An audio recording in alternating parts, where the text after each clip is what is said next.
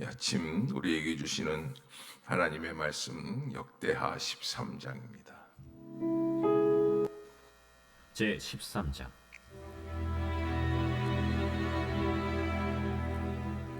여로보암 왕 18째 해에 아비야가 유다의 왕이 되고 예루살렘에서 3년 동안 다스리니라. 그의 어머니의 이름은 미가야요 기브아 사람 우리엘의 딸이더라. 아비야가 여로보암과 더불어 싸울새 아비야는 싸움에 용감한 군사 40만 명을 택하여 싸움을 준비하였고 여로보암은 큰 용사 80만 명을 택하여 그와 대진한지라. 아비야가 에브라임 산중 스마라임 산 위에 서서 이르되, 여로보암과 이스라엘 무리들아 다 들으라. 이스라엘 하나님 여호와께서 소금 언약으로 이스라엘 나라를 영원히 다윗과 그의 자손에게 주신 것을 너희가 알 것 아니냐? 다윗의 아들 솔로몬의 신한 느밧의 아들 여로보암이 일어나 자기의 주를 배반하고 남봉군과 잡배가 모여 따름으로 스스로 강하게 되어 솔로몬의 아들 르호보암을 대적하였으나 그때에 르호보암이 어리고 마음이 연약하여 그들의 입을 능히 막지 못하였었느니라. 이제 너희가 또 다윗 자손의 손으로 다스리는 여호와의 나라를 대적하려 하는도다. 너희는 큰 무리요, 또 여로보암이 너희를 위하여 신으로 만든 금송아지들이 너희와 함께 있도다. 너희가 아론 자손인 여호와의 제사장들과 레위 사람들을 쫓아내고 이방 백성들의 풍속을 따라 제사장을 삼지 아니하였느냐? 누구를 막느라고 어린 수송아지 한 마리와 순양 7마리를 끌고 와서 장립을 받고자 하는 자마다 허무한 신들의 제사장이 될 수 있도다. 우리에게는 여호와께서 우리 하나님이 되시니 우리가 그를 배반하지 아니하였고 여호와를 섬기는 제사장들이 있으니 아론의 자손이요 또 레위 사람들이 수종들어 매일 아침 저녁으로 여호와 앞에 번제를 드리며 분향하며 또 깨끗한 상에 진설병을 놓고 또 금 등잔대가 있어 그 등에 저녁마다 불을 켜나니 우리는 우리 하나님의 여호와의 계명을 지키나 너희는 그를 배반하였느니라. 하나님이 우리와 함께하사 우리의 머리가 되시고 그의 제사장들도 우리와 함께하여 전쟁의 나팔을 불어 너희를 공격하느니라. 이스라엘 자손들아, 너희 조상들의 하나님 여호와와 싸우지 말라. 너희가 형통하지 못하리라. 여로보암이 유다의 뒤를 둘러 복병하였으므로 그 앞에는 이스라엘 사람들이 있고 그 뒤에는 복병이 있는지라. 유다 사람이 뒤를 돌아보고 자기 앞뒤의 적병으로 말미암아 여호와께 부르짖고 제사장들은 나팔을 부으니라. 유다 사람이 소리 지르매 유다 사람이 소리 지를 때에 하나님이 여로보암과 온 이스라엘을 아비야와 유다 앞에서 치시니 이스라엘 자손이 유다 앞에서 도망하는지라. 하나님이 그들의 손에 넘기셨으므로 아비야와 그의 백성이 크게 무치르니 이스라엘이 택한 병사들이 죽임을 당하고 엎드러진 자들이 50만 명이었더라.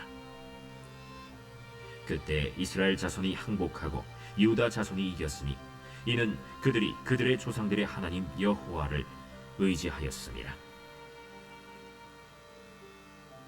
아비야가 여로보암을 쫓아가서 그의 성읍들을 빼앗았으니 곧 베델과 그 동네들과 여사나와 그 동네들과 에브론과 그 동네들이라. 아비야 때 여로보암이 다시 강성하지 못하고 여호와의 지심을 입어 죽었고 아비야는 점점 강성하며 아내 14을 거느려 아들 22과 딸 16을 낳았더라. 아비야의 남은 사적과 그의 행위와 그의 말은 선지자 iddo의 주석책에 기록되니라.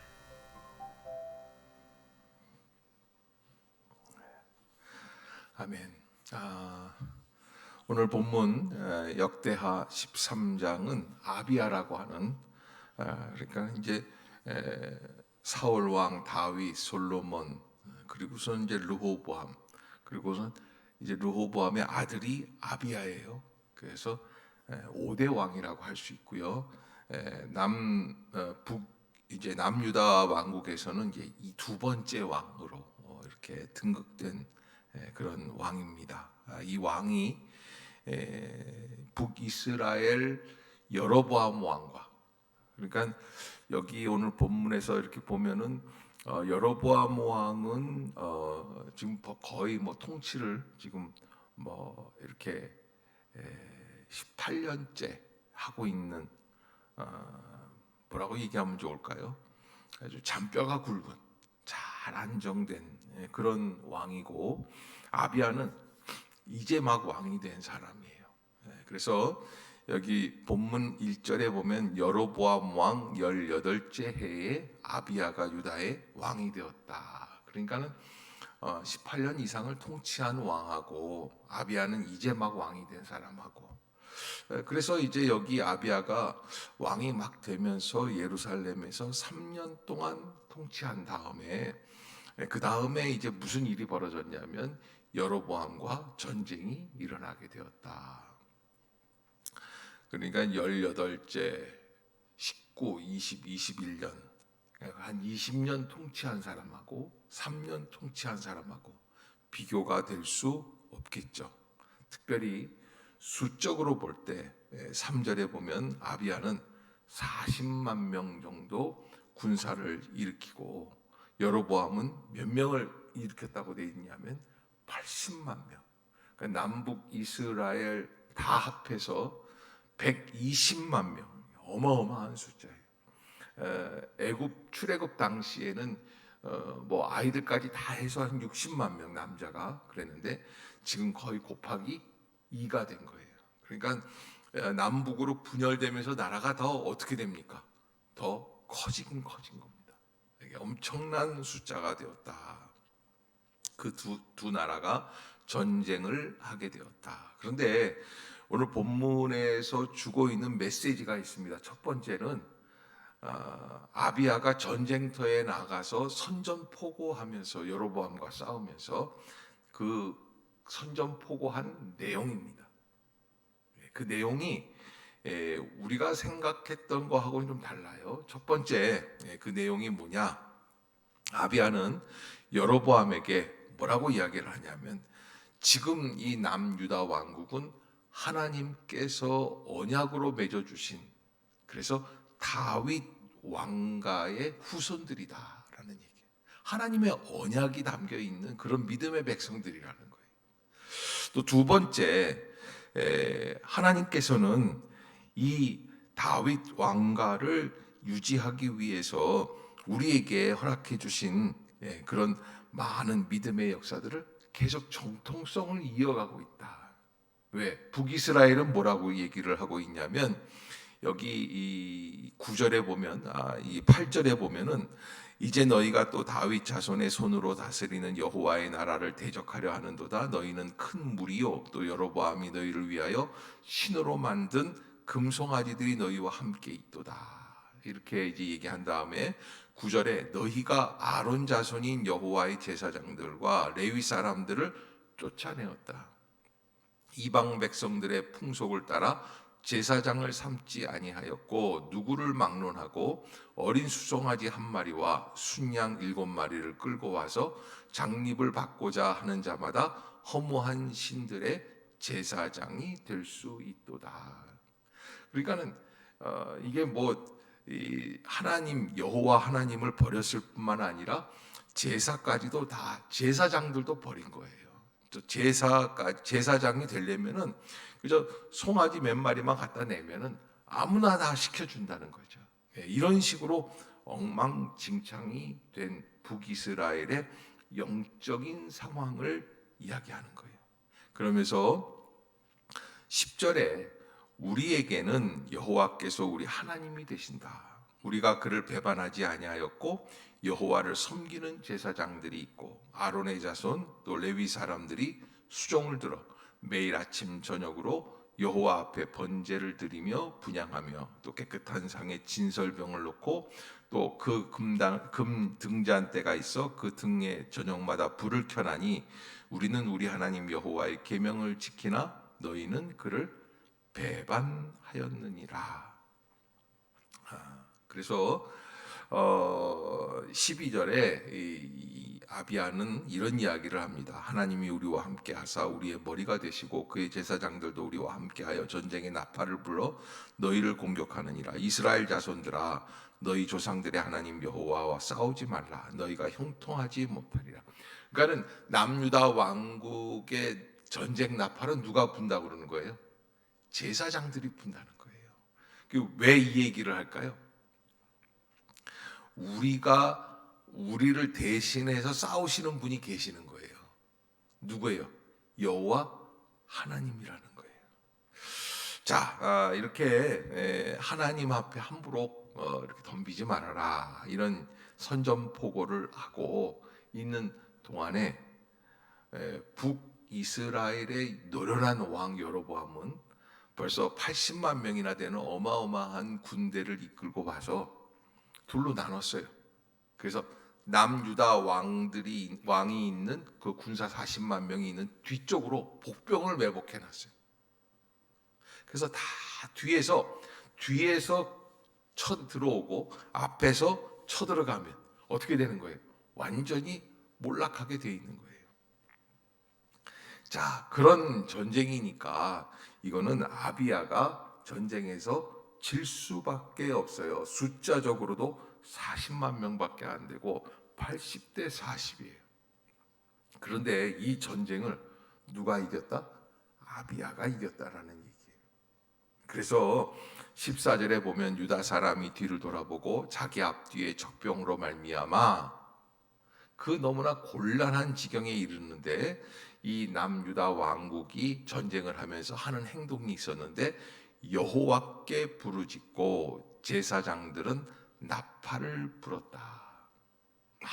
하나님 앞에 부르짖기 시작을, 싸워야 되는데 부르짖는 거예요. 15절, 유다 사람이 소리 지르매 유다 사람이 소리를 지를 때 하나님이 여로보암과 온 이스라엘을 아비야와 유다 앞에서 치셨다. 자, 해외에 나아가서 해외에 있는 큰 선교 단체들과 함께 중보기도회 아니면 선교 보고 대회를 할 때가 있습니다. 그때 이제 선교 보고 대회 중에도 선교사님들의 여러 가지 그 어려운 일들이 속속히 이렇게 편지로 도착하고, 이슬람 지역에 있는 선교사님들은 언제 테러를 당할지를 몰라요. 그런데 마침 그때 지금 우리가 타고 있는 차에 이슬람 교도들이 다 뺑 둘러서서 우리를 지금 공격하려고 합니다. 그래서 죽으신 분들도 꽤 되세요. 그런 그 아주 위급한 그런 이 쪽지를 받습니다. 그러면 선교회 의장이 그때 하는 이야기가 있어요. 우리 다 기도합시다. 그런데 어떻게 기도해야지 되냐? 너무너무나 급한 때니까 우리 일어납시다. 그리고 이렇게 얘기를 해요. 코리안 스타일 플레이, 한국형 기도로 하자는 거예요. 그게 뭐냐? 다 두 손을 들어요. 그리고 뭐 할까요? 주여 삼창을 하는 거예요. 주여. 외국인들도 로드 안 그러고 주여 그래요. 한국말로 주여 주여. 왜? 그렇게 기도하는 한국 사람들을 보면 한국 사람들이 훨씬 더 빨리 응답을 받더라는 거예요. 여기 오늘 본문에 통성기도의 원조가 나와 있는 거예요. 누구예요? 아비야예요. 아비야가 뭐라고 기도하는 거예요? 소리를 지르는 거예요. 소리를 뭐라고? 주야! 그러고 소리를 지르는 거예요. 그 기도밖에 안 했습니다. 그랬는데 15절에 보면 소리 지를 때에, 그래서 소리 지를 때, 언제 하나님이 여로보암과 온 이스라엘을 치셨느냐? 언제? 소리 지를 때. 자, 고개 좀 들어보세요. 왜 소리 지를까요? 왜 소리 질러요? 급하니까 소리 지르는 거예요. 제가 늘 말씀드리잖아요. 불 났어요. 소리 질러요, 안 질러요? 불이야 그래요. 흥분이 돼요. 그래서 뭐라 그래요? 야, 119가 몇 번이야? 그러니까는 뭐 아들이 그랬대잖아요. 114에 물어보세요 그랬다는데 그때 전화 걸어가지고 여보세요? 네, 안녕하세요. 잘 지내시죠? 119예요? 예, 저희는 뭐 행신동 몇 번지에 이렇게 삽니다. 이렇게 전화 거는 사람들이 없어요. 예. 여기 불났어요. 빨리 오세요. 그러고 끊는단 말이에요. 연락처도 안 알려주고. 예? 그게 이제 사람의 급한 마음이에요. 사람들이 소리 지르는 자리가 있어요. 어디냐면 응급실이에요. 응급실에 가면 교수님이 오셨든지 회사 사장님이 오셨든지 아니면 큰 어르신들이 오셨어도 아프면 어떻게 합니까? 소리를 지릅니다. 왜 소리 지릅니까? 소리를 지르면 좀 덜 아픈 것 같아요. 또 한 가지는 나 좀 도와달라고 하는 거예요. 나의 아주 내추럴한 아주 본연의 모습들을 나타내는 거예요. 자, 여러분, 어떤 분들은 소리 지르자 그러면 목이 아파서 못하겠다고 그러고 뭐 이게 저렇게 해서 안 된다 그러고 다 아직 급하지 않은 거예요. 진짜 급하니까 왕이 소리 지르고 제사장들도 소리 지르고 40만 명이 다 죽게 됐어요. 그런데 그렇게 소리 지르면서 기도를 했는데 어떤 일이 벌어집니까? 16절에 북이스라엘 자손이 남유다 앞에서 뭘 어떻게 해요? 도망하기 시작을 하는 거예요. 왜? 하나님이 그들의 손에 넘기셨다. 자, 여러 가지 이유가 있을 거예요. 사실은 전략적으로 무기 아니면 상황, 바람이 어떻게 불었다든지 뭐 삼국지를 보면 뭐 여러 가지 얘기들이 있겠죠. 소리 질렀다고 전쟁에서 이길 수는 없어요. 그런데 아니에요. 여기 오늘 역대하 기자는 뭐라고 기록을 해요? 하나님이 그들의 손에 넘기셨다. 자, 그러면 이제 결론. 그러면 우리 앞으로 기도할 때 누가 크게 소리 지르는가? 그거 하면 되겠네? No, 아니에요. 나를 내려놓고 하나님을 붙잡는 사람이 누군가라는 거예요. 나를 내려놓고 하나님을 붙잡는 사람. 소리만 크게 지르자는 얘기가 아니에요. 나는 정말 주님이 필요합니다. 그 간절한 소원. 그것이 무엇으로 나타난다는 거예요? 부르짖음으로 나타난다는 거예요.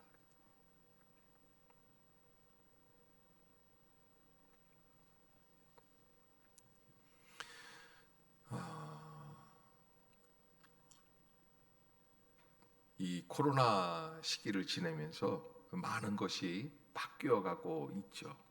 그래서 예배 형태도 오프라인보다는 온라인으로 드리려고 하는 분들이 더 많아지고 있습니다. 꼭 교회 가야만 되나?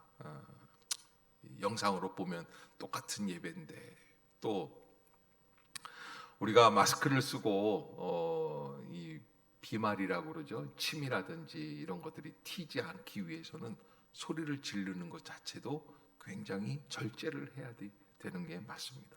그러나 그럼에도 불구하고 코로나가 다 끝나도 없어지지 않았으면 좋은 것 같은 것 한 가지가 뭐냐면 통성기도예요.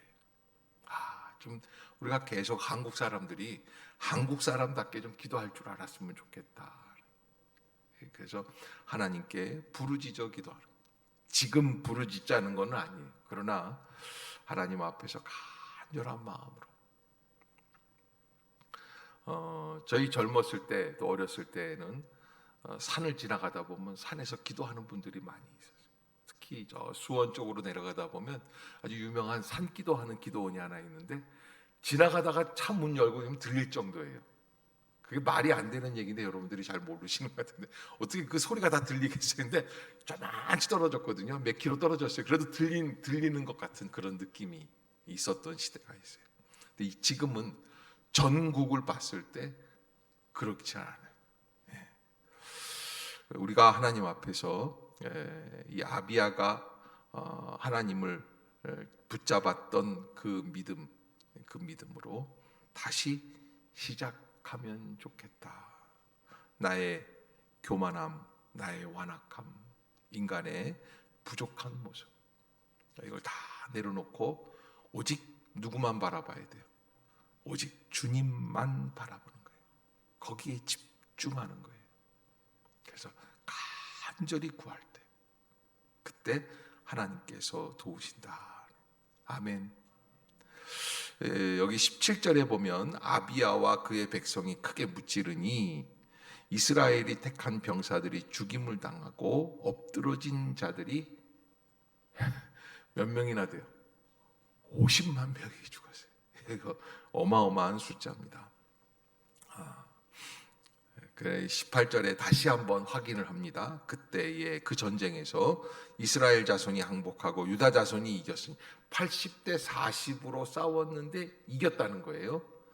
이는 그들이 그들의 조상들의 하나님 여호와를 의지하였습니다. 아멘. 여러분, 하나님을 의지하는 사람들이 이긴다. 2차 세계대전 때 일입니다. 독일과 영국 연합군이 싸움을 합니다. 독일도 예수님을 믿고 영국도 예수님을 믿습니다. 자, 이때 독일 군목도 기도하고 영국 군목도 기도합니다. 누가 이길까요?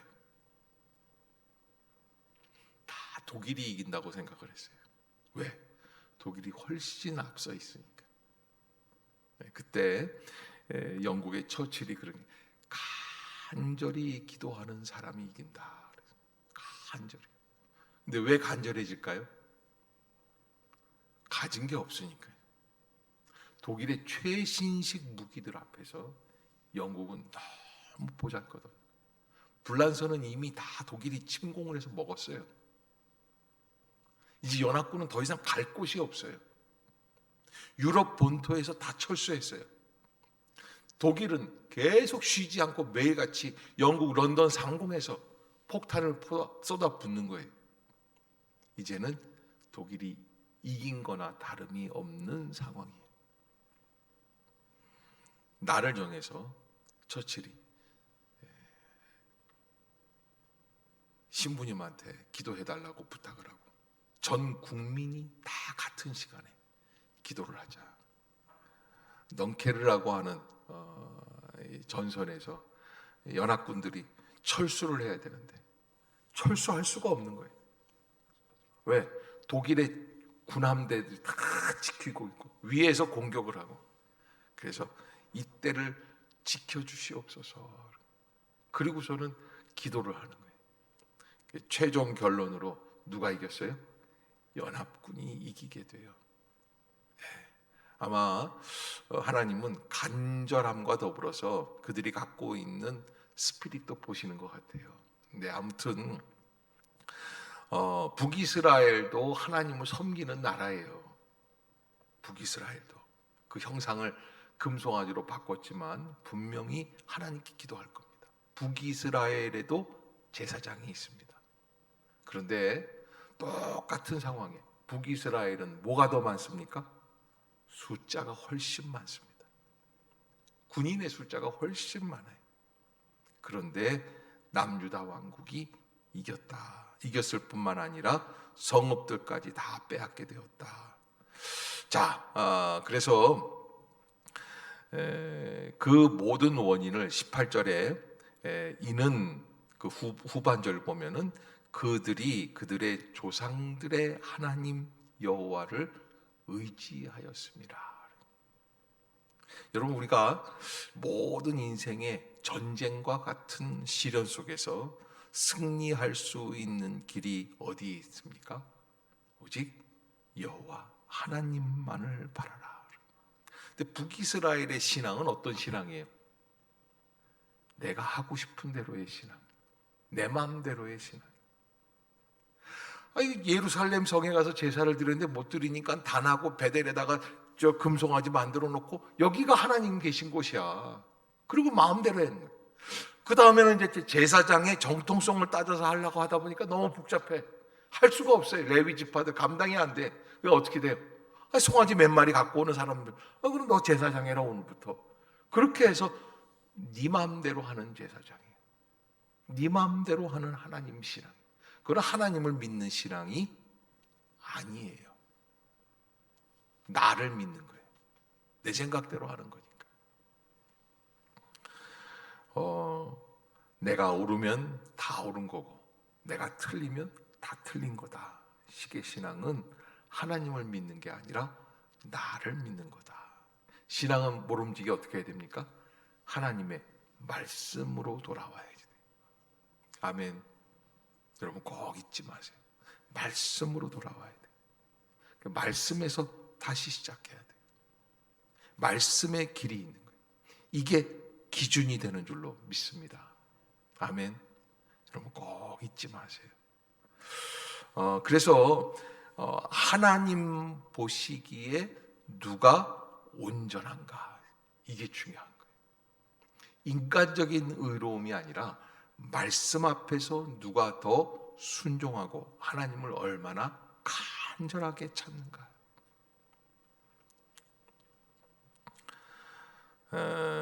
뿐만 아니라 20절에 보면 여로보암에 대해서 어떻게 하나님이 처리를 하시는가. 아비야 때에 여로보암이 다시 강성하지 못하고 여호와의 치심을 입어 어떻게 돼요? 죽었어요. 자, 아비야는 어떻게 됩니까? 전쟁 때 그 위기에 하나님을 불렀더니 아비야는 점점 강성하며 아내 14을 거느려 아들 22과 딸 16을 낳았더라. 그렇게 이제 마치고 있습니다. 우리가 오늘 13장에서 아비야라고 하는 왕, 이 남유다 왕국의 두 번째 왕인데 이 왕이 전쟁 때 하나님 앞에 소리를 질렀다. 한순간의 모습이지만 그러나 그 모습을 통해서 그의 신앙이 어떠한 신앙인지를 우리에게 알려주고 있습니다. 위기의 순간 나는 하나님을 어떻게 찾습니까? 또 급할 때는 그래서 안 나오던 분들이 새벽기도 나오고 그러면 마음이 제가 굉장히 힘들어요. 아이고 어떻게 무슨 큰일이 있나 보다. 그런데 참 잘하는 거. 정말 급하면 나와야 돼요? 집에 있어야 되겠어요? 나와야지 돼요. 목사님한테 전화해서 알려줘야 되겠어요? 자기 혼자 열심히 기도해야 되겠어요? 중보기도 하는 거예요. 우리가 이게 당연한 거예요. 그런데 그것을 못하고 있는. 그러면 어떻게 되는 거예요? 잘못된 자기의 생각 속에서 잠식될 수밖에 없다. 그러기에 하나님 앞에서 하나님만을 바라보고 하나님만을 의지하고 세상 것을 내려놓고 하나님의 영광을 위해 살아갈 수 있는 그런 복된 성도들이 다 되시기를 주의 이름으로 축복합니다. 기도하겠습니다. 사랑의 하나님, 은혜를 감사합니다. 새 날을 열어주시고 새 은혜를 허락해 주시는 줄로 믿습니다. 험난한 이 세상 어떻게 살아가야 할까? 우리가 하나님 늘 방황하고 또 부족한 모습들을 깨닫습니다.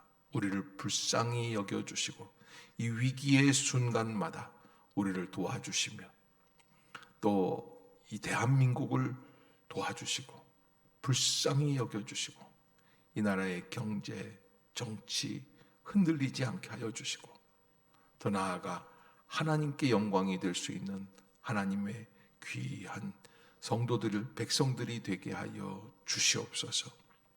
하나님, 오늘도 여러 가지 어려운 문제들을 갖고 주님 앞에 나와 기도하는 성도들이 계십니다. 그들의 기도를 들응답해 주시고 붙들어 주시어서 하나님의 역사가 나타나 하나님의 능력으로 승리하는 성도들이 되게 하여 주시옵소서. 성령께서 오늘도 함께해 주실 줄로 믿습니다. 예수님의 이름으로 기도드리옵나이다. 아멘.